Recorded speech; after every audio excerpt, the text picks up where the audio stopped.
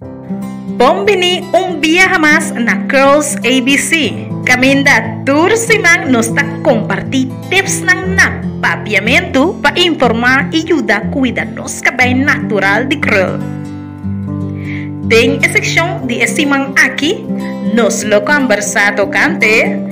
Well, durante simang, um de nos seguidor apunta para tips para eporarse seu cabelo mais hidratado, es decir, menos seco.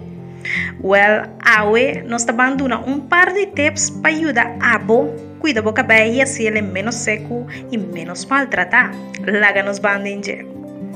Tip número 1. Ora para lavar o cabelo. Lava o cabelo com shampoo que dá especialmente para cabelo seco, natural de curl. E que ajuda o cabelo a virar mais hidratado. Por puntra, qualquer trajador ou vai em lugar para comprar produto puntra para shampoo que especialmente para cabelo seco. Tip número 2.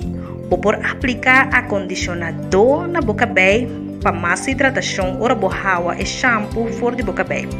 Ora vou aplicar acondicionador na boca cabelo. Tu na bo cuero de cabeça pouco de massagear e condicionador de boca cabelo.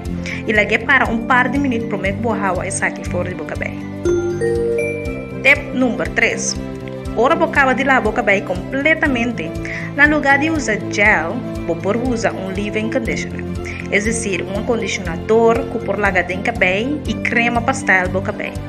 Lota great se vou usar que tem zeta natural dentro, para assim ajuda o cabelo a virar mais suave, mais manejável e do nele brilho também.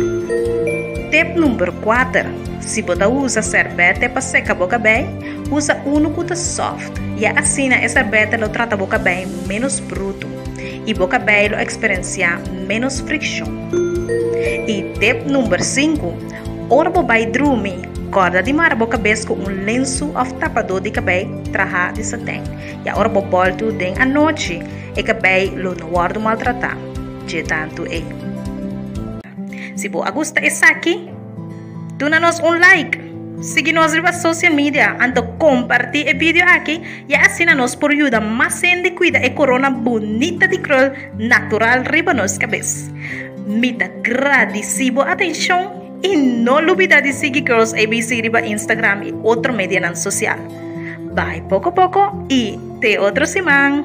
Ayo!